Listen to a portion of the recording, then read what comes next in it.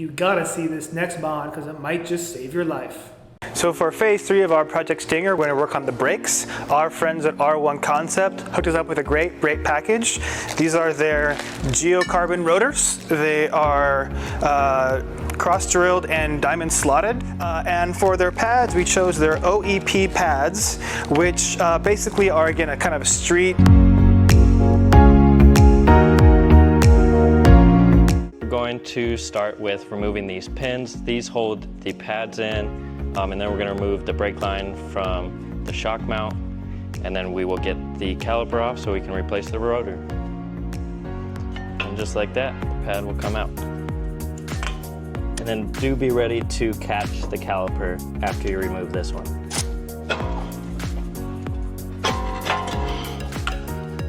Hold one off.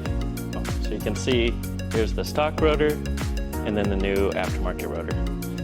About the same size. This one's a lot nicer looking. Line that up with the holes in the rotor. We're about to put in the new brake pads. Here you can see the old pads. Rear brakes are done. Piece of cake. Hey guys, we got the brakes on, so we're gonna be bedding those in right now.